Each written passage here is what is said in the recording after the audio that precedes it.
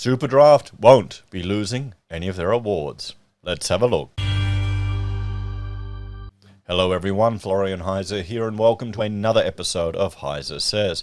Grab your stein of coffee, and I want to share with you a clip from my Saturday afternoon live stream in which we discuss Superdraft and how, well, Business News Australia won't be rescinding the awards they've received. Check this out. So yeah, it's good. It's good. So there's three articles I wanted to talk about today. Now, the first one, well, it's an interesting one. It's about Superdraft. Now, I never thought I'd be talking about them this much. This is turning into a whole series. And the thing is, well, I'm not really, I don't quite understand the benefit they're bringing to the community or to the profession, you know, or to the people designing. So I'm a bit skeptical about all the prizes that they've won. So this is the first one I want to look at and get your opinion on it, because I know a lot of you have done it. Is your money just worthless? No, it's not. Depends on what you buy. There's other stuff you can still get good. So we'll start off by having a look at, well, what happened is a viewer sent me this document here that we've looked at, in a recent video, guys. This one here. This was, you know, to all creditors about the liquidation of this business.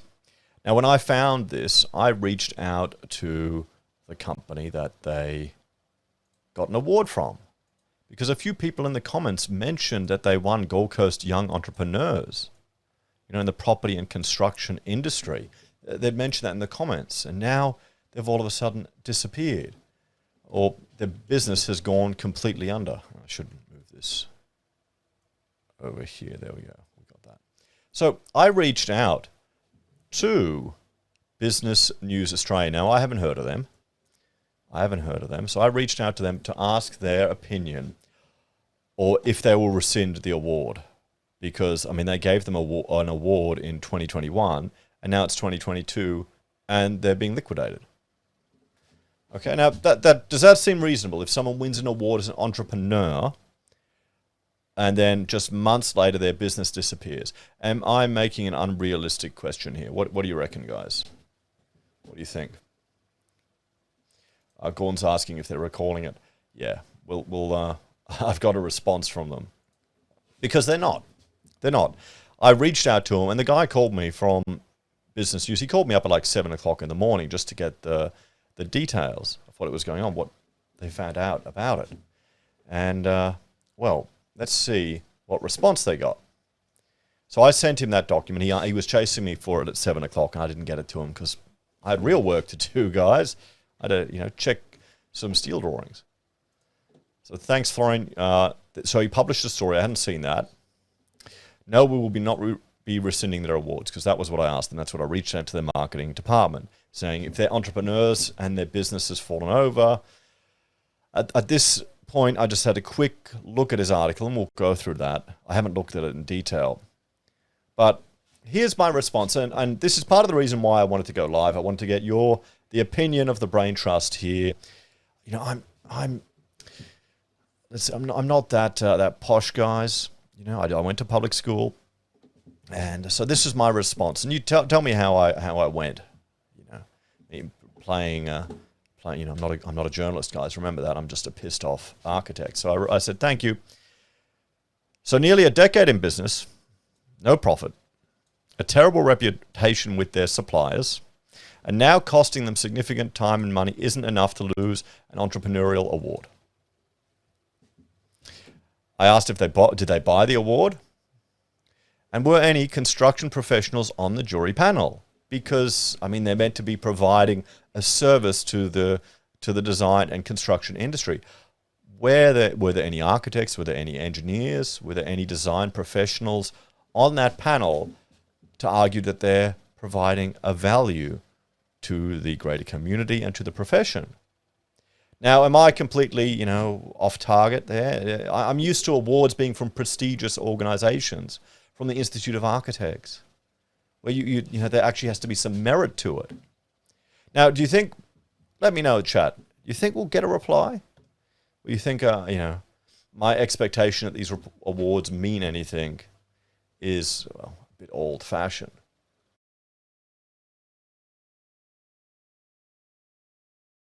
Locke is going, the awards are just who's got the biggest workforce. It could be. It could be. Gordon's going, so to do good in business, you should be bankrupt. Go bankrupt, good to know. Yeah. I wonder how many awards Bernie Madoff received before he was found out. Gordon's going, Australian business use Australia, no credibility at all. Yeah, I haven't heard about it. And apparently our bankruptcy laws in regards to CEOs and business managers is incredibly outdated. So, I mean, are these just bought awards, guys? Are people just buying these awards?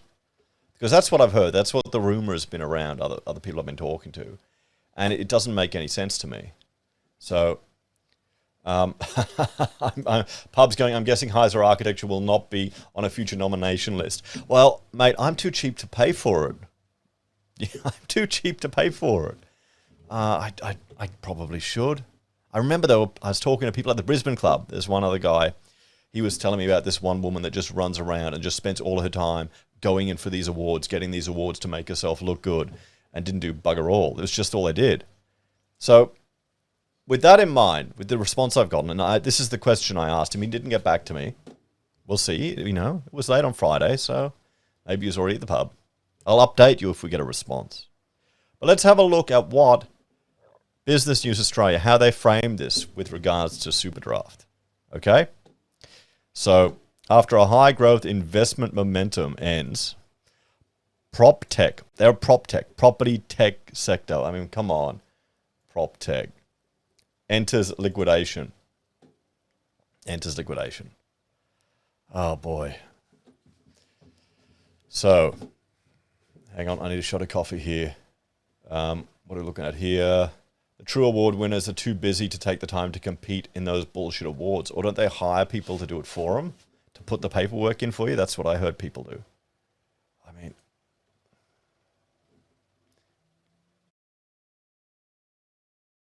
so, Gold Coast company Superdraft gathered momentum in its bid to disrupt the architecture industry. Well, they weren't. Okay. Marketplace linking customers with professionals for renovations and builds. In late 2021, its founder claims to have signed a term sheet with a prospective investor to raise $18 million, valuing the prop tech at $50 million. A company, by 2022, that's in liquidation, with 38,000 cash, owing significant number of people money. Some up to, I think the top was what, 50 grand we looked at yesterday, and we can see here. Luckily, these guys didn't know anything, but look at this, how much these owe. So, 32,000. Oh, he's nearly equal to the entire cash buffer of Superdraft. It was apparently worth 50 million bucks, guys. Okay? 50 million.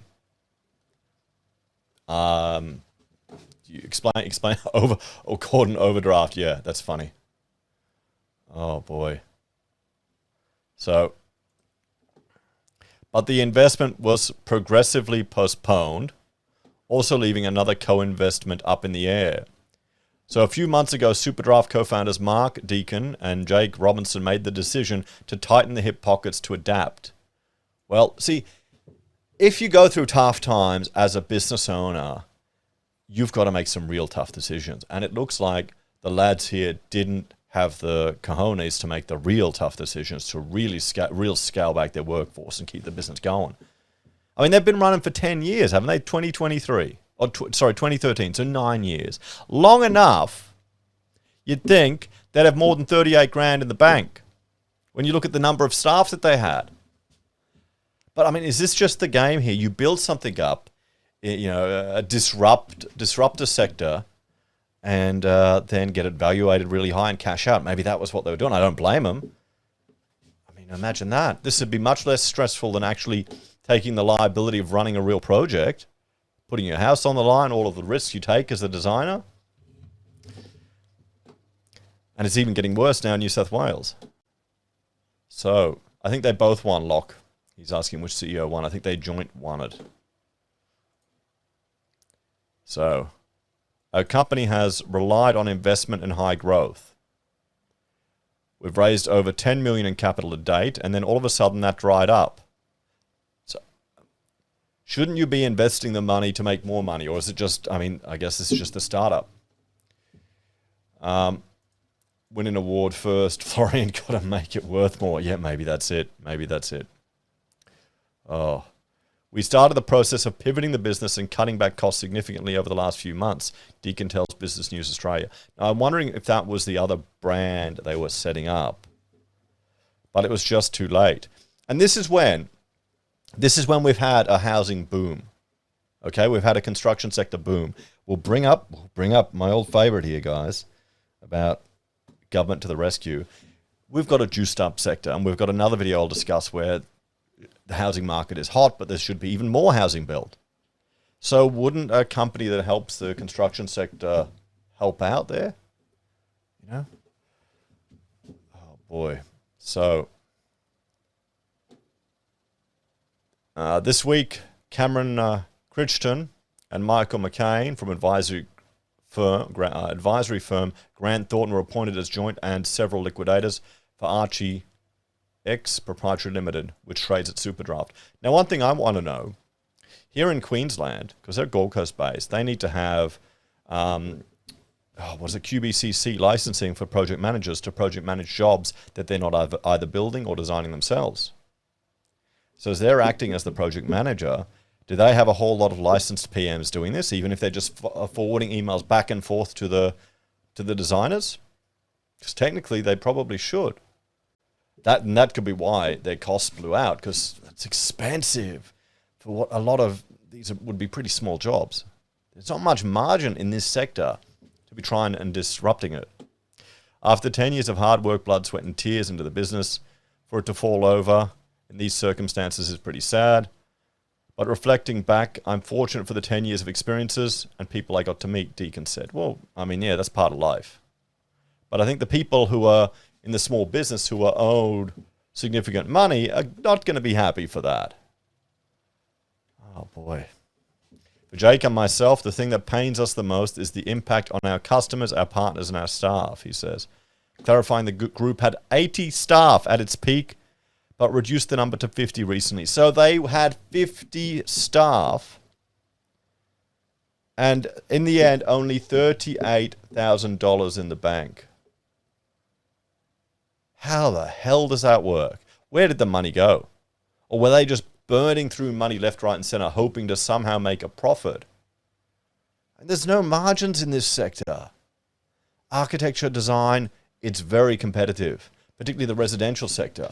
It's just nuts. Should we have called it we draft? Well, they don't draft. They outsource it to other people. So, yeah. In hindsight, we would have done things differently. Not relied on conversations or where some investment had landed, and we could have had a different scenario had we stripped back our costs and reduced our burn rate a lot sooner. Now, that's the sad insight that they've caught too late. That's what a lot of business people, sometimes you have to go hard. Look at Elon. Look at Twitter. Half the staff gone instantly. He's doing what he can to resurrect that company. It's bloody funny to watch, particularly all the people that love banning other people. So yes. Robert's going, he's asking 50 staff, why so many? I would bet that it's a lot of marketing people, perhaps. I mean, if you're doing a whole lot of little projects, the problem is when you have a big project or a little project, the overhead and the management of that project is often the same. So, you know, for me to manage like a $4 million school building can eat up as much time as a small residential extension. Which job makes me more money? So, and I mean, the stuff that they were doing here was all piecemeal little stuff. That's why, I mean, they approached me too to sign up. They want more bodies on their system. And I'm going, I don't know how you guys can help me. It's not really the sector I chase to at all.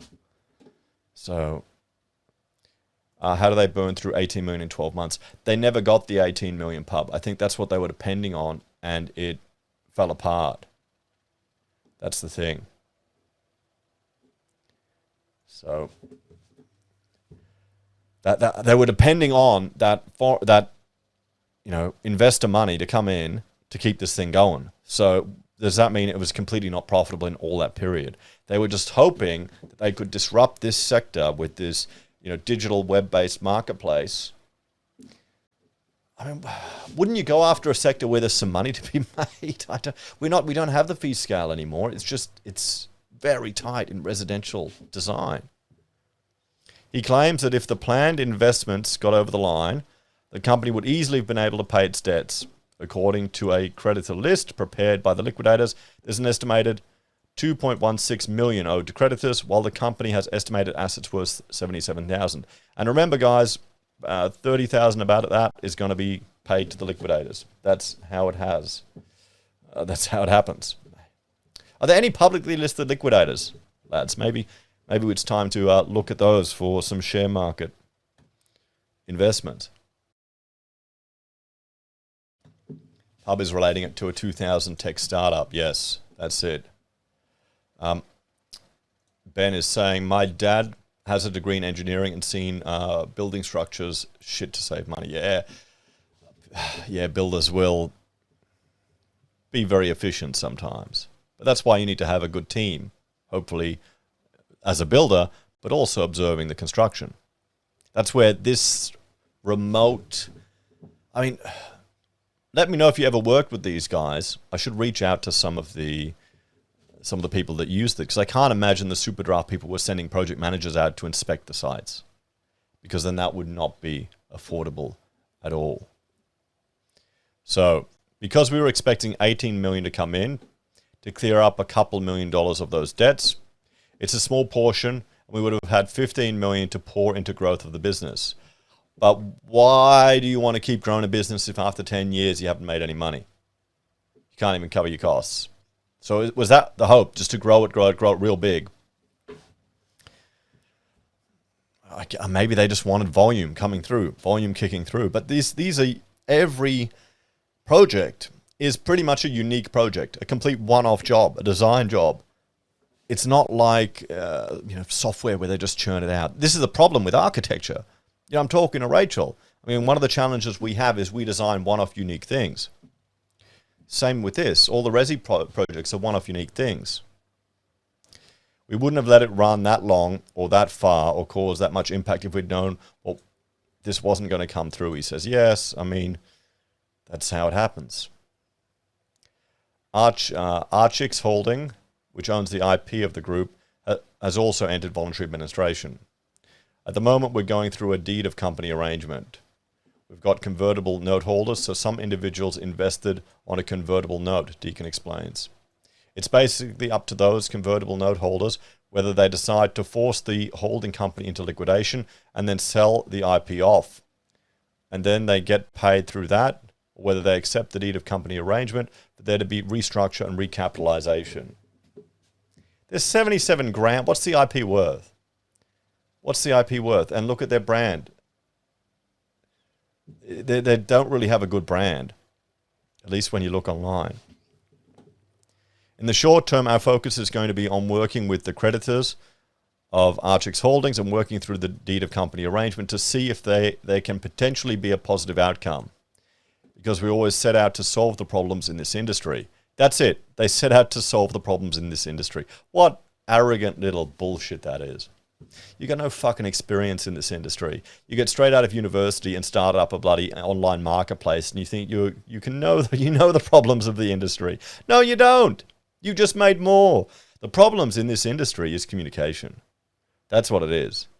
And it's the fact that everyone is thinking that watching The Block and all these bloody shows, construction and design is so cheap, easy, and quick. Solve the problems of this industry. Bloody hell. Oh, we're still super passionate about solving those problems. Maybe go get a job and work in some practices and get them on your LinkedIn resume and then come back to this. Following their appointment, on the 31st of October, Cameron Crichton of Grant Thornton has issued a statement noting liquidators are currently liaising with customers and suppliers to explore options to facilitate the continuation of projects currently underway. The liquidator's assessment of Archic's financial circumstances indicated that it was not viable to continue trading its business operations, and the business ceased trading last week. Okay, there you go, hang on. So, Archic's operated the superdraft managed marketplace infrastructure to connect homeowners to construction and building industry professionals and to track and coordinate home renovations and building projects. Okay, so if they were tracking and coordinating it, they're acting as a project manager, so they should be taking legal liability, shouldn't they? If they're facilitating the communication. This is what I didn't understand about their model, how they could get away and not have any problems at all, or claim no liability, that all of it went on to me when they were acting clearly as project managers. Development of superdraft infrastructure was funded by the ultimate parent entity. Yep.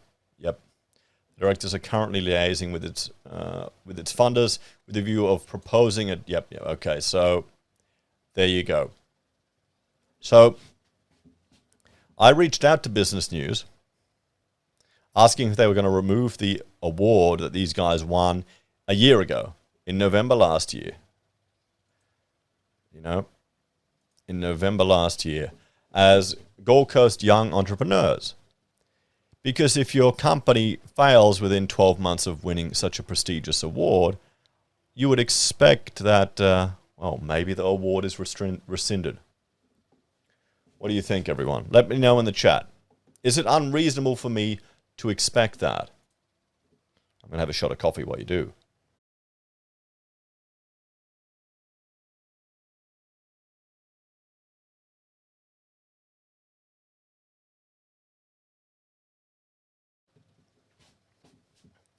What's going on? I've got so many of you watching and no one chatting. What's happened, guys? Maybe I should do a poll. How do I do a poll? Start a poll. Should... Well, there's probably a delay as well. The award taken back.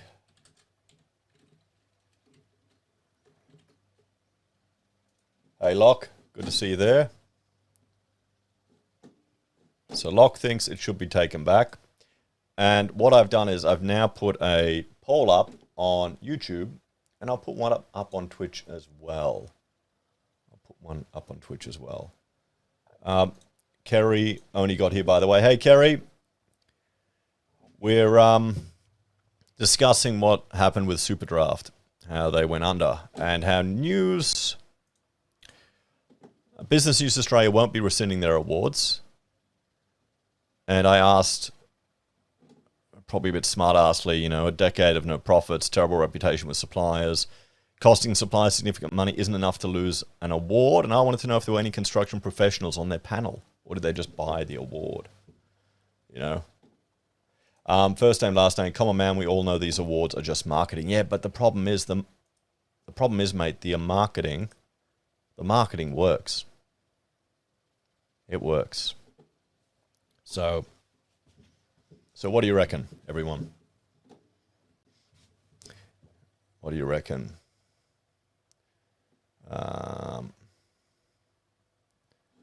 We've got... Hang on. Where's the poll? Okay, we've got 93% have voted yes and 7% have voted no. So, and most people are saying most of the awards should be taken back. And we've got Pitbull is moving back to Bosnia. For good. Oh, that's sad, mate. Oh, well. There's other parts of Australia too. Move up to Queensland. The weather's nicer. So, working as a liquidator looks a bit cheeky. Oh, it's not a fun job, but I mean, really, you'd want to find a way to resurrect a company. You want an accountant to come in to help rebuild the company. Never happens. They just come in and liquidate it. But all the creditors would want to liquidate it because, I mean, if these people haven't been paying you for months, would you trust them? You want them to liquidate everything and get your money back no matter what. So there's a reason for it to exist. And you don't want a dodgy company to keep going on and stringing people along. So this type of stuff has to happen. You know, it's the creative destruction of the economy. So guys, that is the first article I wanted to discuss today. And most of you seem to think the awards should be taken back. And the majority of you think they're a bit, well, they're all bullshit marketing. I guess they are. Now, the next one I want to look at is about missing houses. You know, how we've had so many houses built and we should need more. Locke is asking, wasn't the digital ID for directors to stop companies doing this? Yes, well, it was to stop you from phoenixing. It was to stop people shutting down one company and starting one again. So I mean, it just shows you how bloody incompetent the ASIC and the government is, that they need to create another bloody thing to just do something they should already be doing with the information they already have. But, okay, you know, it's just more paperwork. It just shows you how much, yeah. I mean, I've got to get one. I mean, and if it's the price we pay to stop people phoenixing, because the company doesn't, you know, the government doesn't know what they're doing, it's a small price to pay, to be honest. So, let's have a look. Yes. I mean, Kerry's going, a dodgy company stringing people along is no food for anyone, yeah. I mean, here's the thing. He's talking about how sad he is about, you know, what damage he's caused to all these people. He should have fired their staff at the beginning of the year and then maybe brought them back up if they got the funding in. Because they owe money to all those suppliers. They could be small one-man bands that are depending on that money. And you've got to think about it. If you're doing work as a drafty or a designer for superdraft, you could be doing something else instead. You know, rather than doing work for them and not getting paid. What if you turn down another client because you're working for these guys? What if you could be driving a bloody Uber around earning more money doing that than working for these guys not getting paid? You could be listening to podcasts. It's relaxing. You know, it's relaxing compared to real jobs driving around. The only problem is you get a fat ass. So yeah, let's keep an eye on this one. I'll let you all know if we get a response to that. But you've got to do it. Pub is going, if they fired half their staff, they may still be in business to look attractive to an investor. Yes, but that takes balls to do it like that. You know, and they're entrepreneurial winners. Maybe you know what it is. You know what it is. It's the first recession, lads. It's the first recession. It's the first time this generation, I mean, they're only my age. They're not that much younger than me. It's the first time they've been in a recession as business people. What do you reckon? Push came to shove. They couldn't do it. They didn't do it. They let it burn instead of making the tough calls as a boss. It's not fun sacking a whole lot of people. You got to do it. That's what it is. So yeah. Private companies taking as much financial responsibility as the government. Johnny got a director ID before the end of November warning. Yeah, mate. You got to do it, or they'll fine you. They'll find some way. It's not a hill to die on, to be honest. I mean, to me, it just screams of incompetence. They've already got your name, they've already got your address, they've already got all your details. So if you're starting up multiple companies after one's gone down, they should simply be able to cross-check that data. This is just screaming of government incompetence, the director IDs. That's what it's screaming to me. So yeah, Stefan's going, first recession, that's it. Yeah, mate, I think it is. So what are we looking at here? The construction sector is still on fire despite the recession. Well, we haven't really had a recession in the construction sector. The economy had a recession. You know, GDP went down, you can see, but they just juiced up the housing sector. So construction hasn't had a recession. It's still nuts. It's still nuts. So, I remember an old engineer was telling me, you gotta, it comes in waves. You gotta make hay while the sun shines and save up for the skint, the tougher times. So, Michelle wants to avoid the director ID. Why? Why? When they've already got everything on you. They've already got all the information. If you're a director.